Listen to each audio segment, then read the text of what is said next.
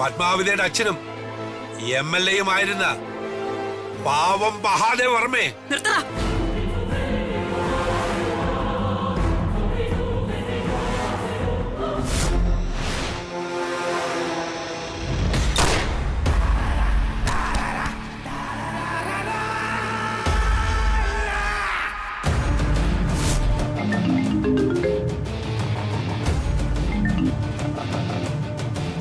പറ ദീപകേ. അമ്മേ, ആ പത്മാവതി ഗോഡൌണിൽ നിന്ന് രക്ഷപ്പെട്ടു. പത്മാവതി ഗോഡൌണിൽ നിന്ന് രക്ഷപ്പെടുന്നു? ആ അതെ അമ്മേ, ഇവിടുന്ന് രക്ഷപ്പെട്ടു.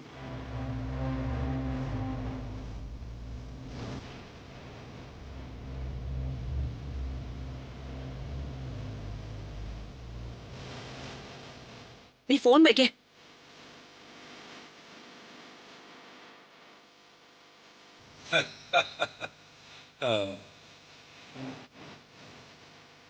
രക്ഷപ്പെട്ടല്ലേ? പത്മാവതി നിന്റെ കയ്യിൽ നിന്ന് രക്ഷപ്പെട്ടെങ്കിൽ അവൾ ആളിക്കത്തുന്ന തീയാവും, കൊടും കാറ്റാവും, നിന്റെ നേരെ വരും. നിന്റെ മരണം അടുത്തിരിക്കുന്നു അമ്പികെ. എന്താണോ നോക്കിയിരിക്കുന്നേ? ഇവൻ വെല്ലുവിളിക്കുന്ന കേട്ടില്ലേ?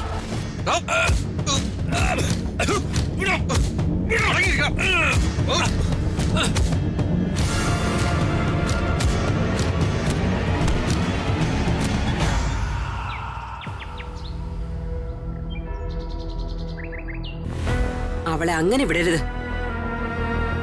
അവളെ എവിടെയുണ്ടെങ്കിലും കണ്ടുപിടിക്കണം. ശരിയമ്മേ. അവളെ ഏത് വിധേനയും നശിപ്പിച്ചില്ലെങ്കിൽ അവള് നമ്മളെ തകർത്തു കളയും.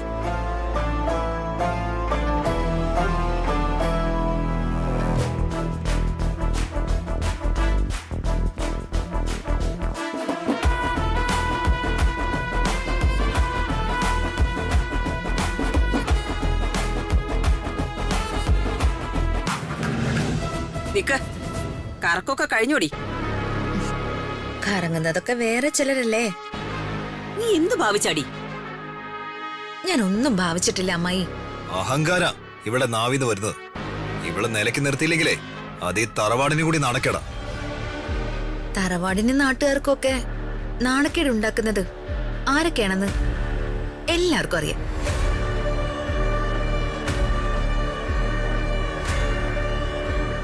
നീ എന്ത് കണ്ടിട്ടാടി ഇത്രയും ധിക്കാരം കാണിക്കുന്നേ? നിന്റെ അച്ഛനെ കണ്ടിട്ടാണെങ്കി അനുഭവം അറിയാലോ. പ്രതാപനെ, ഞാൻ പറയുന്നതേ കേൾക്കൂ. ഞാൻ വരച്ചിട്ട വരയിൽ നിന്ന് ഒരണുവിട അങ്ങോട്ടോ ഇങ്ങോട്ടോ അവൻ ചലിക്കില്ല. അതാണല്ലോ ഈ വീടിന്റെ കഷ്ടകാലം. കഷ്ടകാലേ ഇതൊന്നും അല്ല. ഞാൻ പറയുന്നത് അനുസരിക്കാതെ ആര് ജീവിക്കുന്നു അവർക്കാണ് കഷ്ടകാലം. അതുകൊണ്ട് നീ എന്നോടുള്ള മത്സരം അവസാനിപ്പിച്ചോ. അല്ലെങ്കിൽ നിന്റെ കാര്യം എങ്ങനെയായിരിക്കുമെന്ന് ഞാൻ നിനക്ക് കാണിച്ചു തരാം.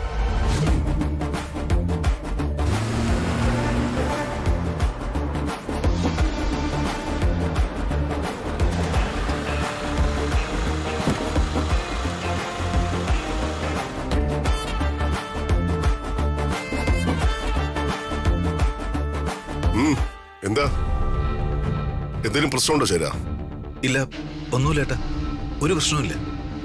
ആ പ്രതാപ, ഇവിടെ ചെറിയൊരു പ്രശ്നമുണ്ട്.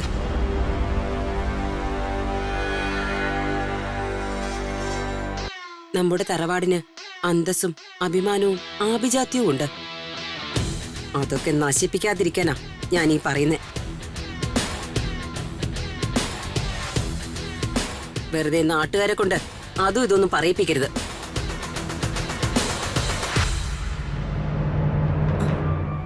ഞങ്ങൾക്കൊന്നും അറിയില്ല പ്രതാപേട്ട. കാര്യം എന്താണെന്ന് ചേട്ടനോട് തുറന്നു പറയേച്ചി. എന്താ ചേച്ചി? ദേ, നിന്റെ മകള് പിന്നെയും കണ്ടവരോടൊപ്പം രാത്രി സഞ്ചാരമൊക്കെ തുടങ്ങി. കണ്ടോരെടുപ്പോ? ആ, നിന്റെ PA രാജുവായിട്ടാണെന്നാ ഞാൻ അറിഞ്ഞത്. രാത്രി കാലത്ത് ഒരു ചെറുപ്പക്കാരനോടൊപ്പം ഇങ്ങനെ തേരാ പാരാ നടന്ന നാട്ടുകാരെന്താ പറയാ?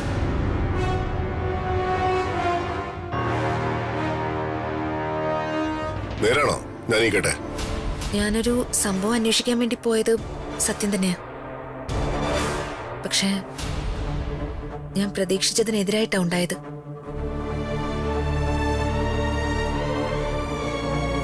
ഞാൻ അന്വേഷിച്ചതിന് കൃത്യമായ തെളിവ് ഇതുവരെ കിട്ടിയിട്ടില്ല. അത് കിട്ടിയിരുന്നെങ്കിൽ ചിലരുടെയൊക്കെ മുഖം മൂടി വലിച്ചു കീറായിരുന്നു. ഛീ, നിർത്തടി. നീ ആരാടി അന്വേഷിക്കാനും കണ്ടുപിടിക്കാനും? ഒരു കാര്യം ഞാൻ പറഞ്ഞേക്കാം. പഠിക്കാൻ അനുവാദം തന്നിട്ടുണ്ട്, അത് മാത്രം നീ ചെയ്താൽ മതി.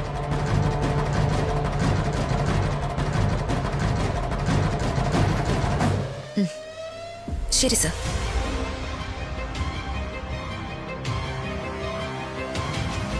മനസ്സിലായി സർ.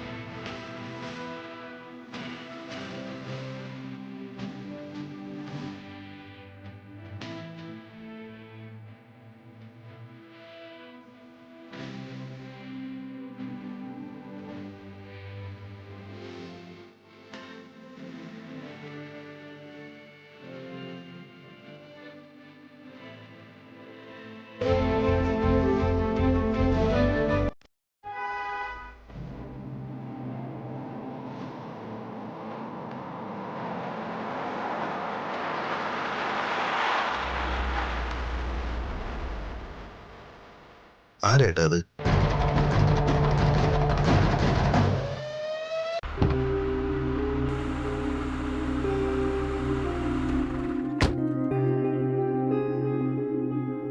ആരേട്ടാ അത്?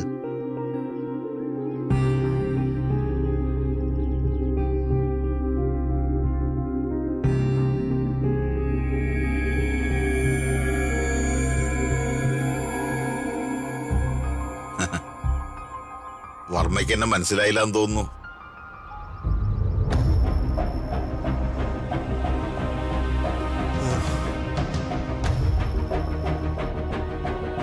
പ്രഭാകരൻ സാറ്. ദൈവമേ, എത്ര കൊല്ലമായി നമ്മൾ കണ്ടിട്ട്. അതേടോ, വർഷങ്ങൾ കുറേയായി അല്ലേ? അതെ. ആ സാർ വരൂ. നിങ്ങൾ ഇരിക്കുക. വരൂ സാർ. ആ,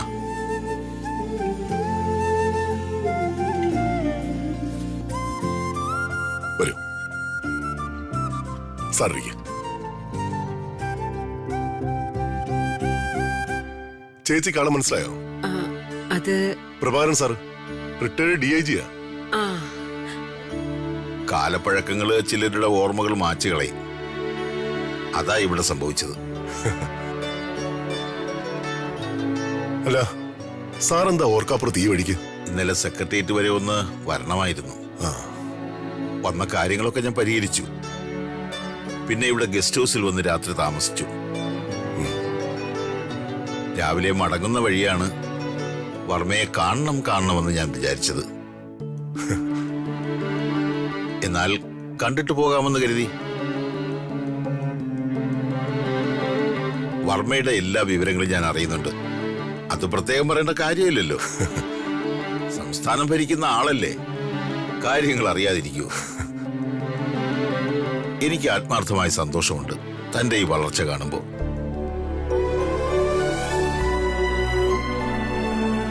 സാറിന്റെ ഫാമിലിയൊക്കെ? വൈഫ് ബാംഗ്ലൂരിലാണ്. ഓ, ഞങ്ങൾ അവിടെ ഒരു ഫ്ലാറ്റിലാണ് താമസിക്കുന്നത്. മകൾ US-ലാണ്. ആ, തന്റെ മകൾ എവിടെ? ഋതിക? മോള് അകത്തുണ്ട്. രാവിലെ തന്നെ കോളേജിൽ പോവാൻ റെഡി ആയിക്കൊണ്ടിരിക്കുക. ഞാൻ വിളിക്കാം. ആ, ശരി.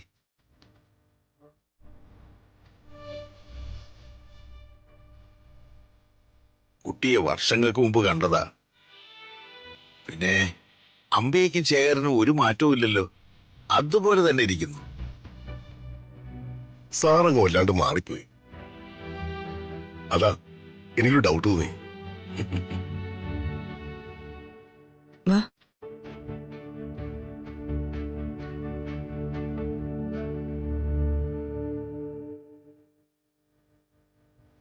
ആ, ഋതിക മോളല്ലേ ഇത്? ആ അതെ.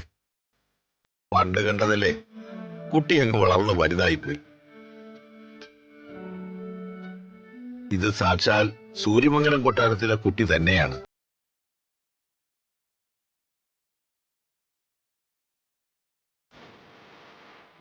ആ, മോളുടെ പഠനം ഏതുവരെയായി? BSc കഴിഞ്ഞു. ഇനി MSc പോകാൻ പോകുന്നു. ആ. ഞാൻ കോളേജിൽ പോകാൻ റെഡിയാവുമായിരുന്നു. എനിക്ക് സർട്ടിഫിക്കറ്റ് വാങ്ങാനുണ്ടായിരുന്നു. ആ, എന്നാ മോള് വയ്ക്കും.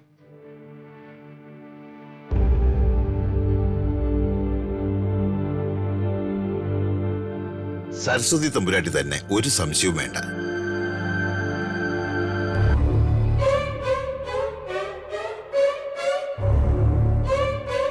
അങ്ങനെ ഒരു സാമ്യം ഞാനിപ്പോഴാ ശ്രദ്ധിക്കുന്നത്.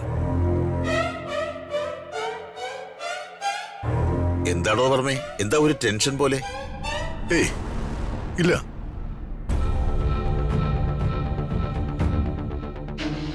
ശരി. എന്താ ഉടനെ തന്നെ മടങ്ങുവാണോ? പിന്നെ തിരികെ പോണ്ടേടോ. താനൊന്ന് വന്നേ.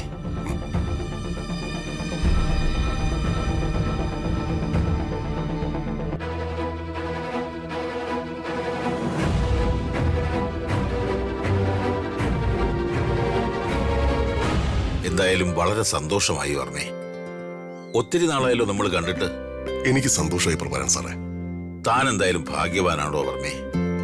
മാരേജ് ലൈഫ് സക്സസ് ആയില്ലെങ്കിലും തങ്കം പോലത്തെ ഒരു മോളില്ലേ, ഒരു വിളക്ക ആ കുട്ടി. അവള് കയറി ചെല്ലുന്ന വീട് പ്രകാശത്തിന്റെ ഒരു വിളക്കായിരിക്കും, അതുറപ്പാ. അല്ല, അങ്ങനെ ആകാതിരിക്കാൻ വഴിയില്ലല്ലോ. മത്തം കുത്തിയാൽ കുമ്പളമല്ലല്ലോ മുളയ്ക്കുന്നത്. പൈതൃക എവിടെയാ കിടക്കുന്നേ? സൂര്യമംഗലം കൊട്ടാരത്തിൽ. നന്മ മാത്രം ചെയ്തിരിക്കുന്ന പാരമ്പര്യം. മഹാദേവവർമ്മയുടെയും സരസ്വതി തമ്പുരാട്ടിയുടെയും കൊച്ചുമകളല്ലേ ഋതിക.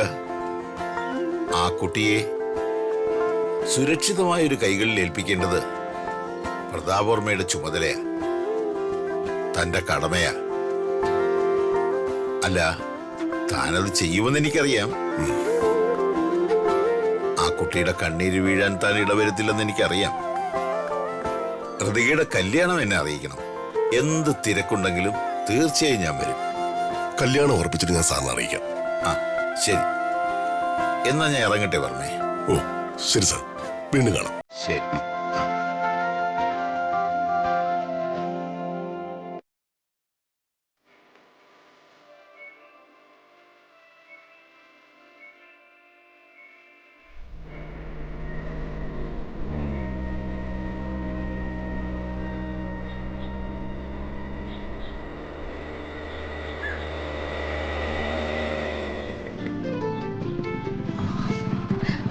ഞാൻ ലേറ്റായി മാഡം.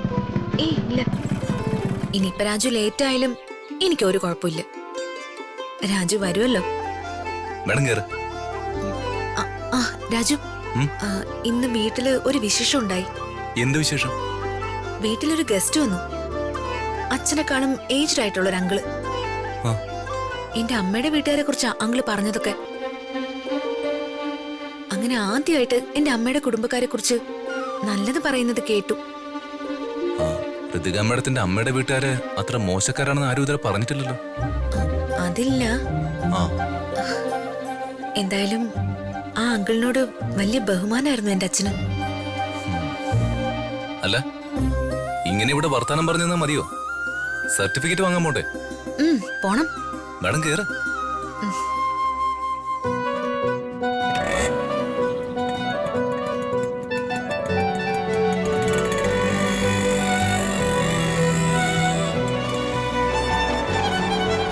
സെന്റ് ജോസഫ് കോളേജ് അല്ലേ മാഡം? ആ അതെ.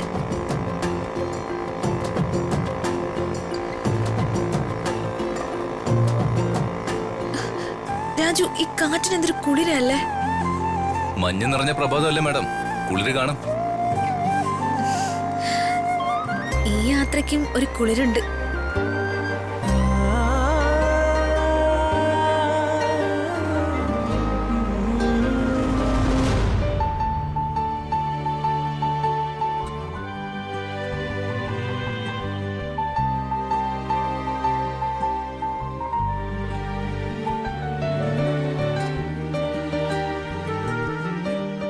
ഏട്ടാ, ചായ എന്തെങ്കിലും? വേണ്ട. യാമിനി, എന്താ പ്രതാപേട്ട? എനിക്ക് ഒരു കാര്യം യാമിനോട് പറയാനുണ്ട്. പ്രതിയുടെ കാര്യമാ. എല്ലാം യാമിനിക്കറിയാമല്ലോ. മകളാണെങ്കിലും ഒരു വിളിപ്പാടകലെ മാത്രമേ ഞാൻ അവളെ നിർത്തിയിട്ടുള്ളൂ. ഒരച്ഛന്റെ സ്നേഹമൊന്നും എനിക്ക് അവൾക്ക് കൊടുക്കാൻ കഴിഞ്ഞിട്ടില്ല. അത് എന്തുകൊണ്ടെന്ന് ചോദിച്ചാൽ എനിക്കതൊരു ഉത്തരവില്ല. അവളെനിക്ക് സ്നേഹിക്കണമെന്ന് തോന്നിയിട്ടില്ല. ചിലപ്പോഴൊക്കെ ഞാൻ എന്നോട് തന്നെ ചോദിക്കാറുണ്ട്, ഞാനൊരു അച്ഛനാണോന്ന്. അവളുടെ അമ്മയോടുള്ള പകയോ വൈരാഗ്യമോ ഒക്കെ കൊണ്ടായിരിക്കാം എനിക്ക് അവളെ സ്നേഹിക്കാൻ പറ്റാതെ പോയത്. ഏട്ടനീ പറഞ്ഞ കാര്യം എനിക്കും തോന്നിയിട്ടുണ്ട്. ഞാൻ അതിനെക്കുറിച്ച് പലപ്പോഴും ചിന്തിച്ചിട്ടുണ്ട്. ഉള്ളത് പറയാലോ, എനിക്ക് ഏട്ടനോട് സ്നേഹവും ബഹുമാനമൊക്കെ തന്നെയാ. പക്ഷേ ഏട്ടൻ മോളോട് പെരുമാറുന്ന കണ്ട് എനിക്ക് ഏട്ടനോട് വെറുപ്പ് തോന്നിയിട്ടുണ്ട്. എനിക്കറിയാം യാമിനി, ഞാൻ പലപ്പോഴും ആത്മപരിശോധന നടത്തിയിട്ടുമുണ്ട്. മകളെ സ്നേഹിക്കാൻ കഴിയാതെ പോയ ഒരച്ഛനാണല്ലോ ഞാനെന്ന്. തിരക്കുകൊണ്ടാണ് അങ്ങനെയൊക്കെ സംഭവിച്ചെന്ന് ഒരു ന്യായം കണ്ടെത്തി സ്വയം എസ്കേപ്പ് ചെയ്യാം. പക്ഷേ അതല്ലല്ലോ യാമിനി സത്യം. അച്ഛനെന്ന് പറഞ്ഞ അവൾക്ക് ജീവനാ. അവളുടെ ലോകം ഏട്ടനെ ചുറ്റിപ്പറ്റിയുള്ളതാ. അമ്മയിൽ നിന്നോ മറ്റുള്ളവരിൽ നിന്നോ സ്നേഹം കിട്ടാത്ത അവള് അച്ഛന്റെ സ്നേഹം പ്രതീക്ഷിച്ചിരുന്നു. പക്ഷേ അതും അവൾക്ക് കിട്ടിയില്ല. ഞാൻ കുമ്പസരിക്കും പോലെ യാമിനോട് പറഞ്ഞതല്ലേ, എനിക്കതിന് പറ്റിയിട്ടില്ല. എന്റെ മാനസികാവസ്ഥ അങ്ങനെ ആയിപ്പോയി. ഇനി അവളെ സ്നേഹിക്കാൻ കഴിയുമെന്നും എനിക്ക് തോന്നുന്നില്ല. ഞാനിപ്പോ യാമിനിയെ വിളിച്ച് മറ്റൊരു പ്രധാനപ്പെട്ട കാര്യം പറയാനാ. ഇനി താമസം വേണ്ട യാമിനി. ഹൃദയയുടെ കല്യാണം നമുക്ക് വേഗം നടത്തണം. യാമിനിയുടെ ഈ നോട്ടത്തിന്റെ അർത്ഥം എനിക്ക് മനസ്സിലായി. രണ്ട് തരത്തില് രണ്ട് കല്യാണം മുടങ്ങിയതാ അവളുടെ. ഒന്നിപ്പഴിച്ച മൂന്നെന്നാണല്ലോ പ്രമാണം. അതുകൊണ്ട് ഇനി തീരുമാനിക്കുന്ന കല്യാണമെങ്കിലും ഭംഗിയായി നടത്തണം, നാടറിഞ്ഞ് നടത്തണം. അവൾക്ക് ഇഷ്ടപ്പെട്ട ചെറുപ്പക്കാരനെ കൊണ്ടേ നമ്മൾ അവളെ വിവാഹം നടത്തൂ. അതിപ്പോ ആരായാലും. എനിക്ക് സന്തോഷായിട്ടാ. മോള് കോളേജിൽ പോയിരിക്കാ, തിരിച്ചു വരട്ടെ, ഞാൻ അവളോട് സംസാരിക്കാം.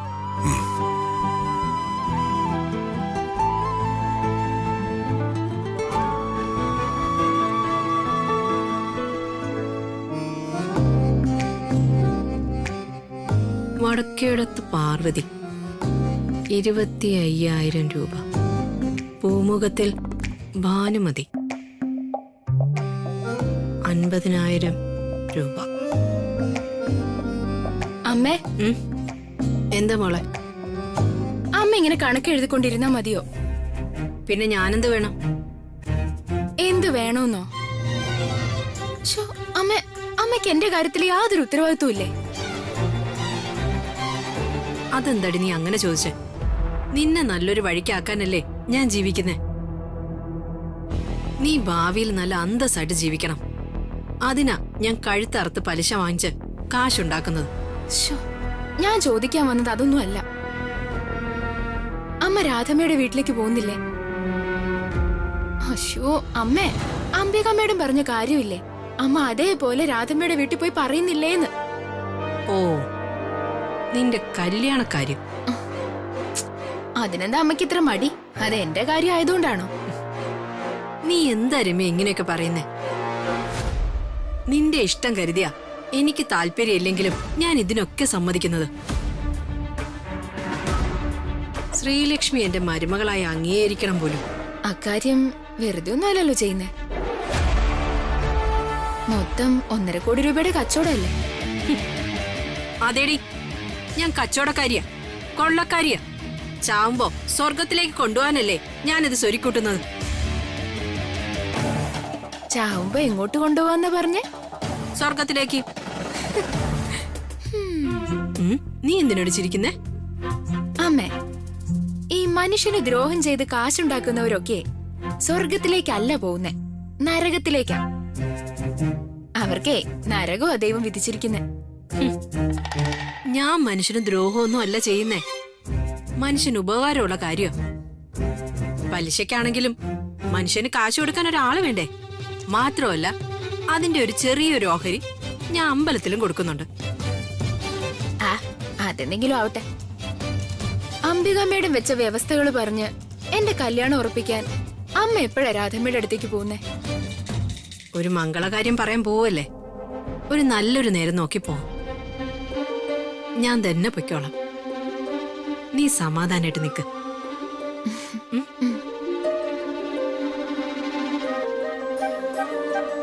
ശ്ശോ, ഈ വ്യവസ്ഥകളൊക്കെ ഒന്ന് അംഗീകരിച്ച് എന്റെ കല്യാണം ഒന്ന് നടന്നാ മതിയായിരുന്നു. രാജു മറ്റൊരാളുടെ ആവുന്നത് എനിക്ക് ചിന്തിക്കാനാവുന്നില്ല.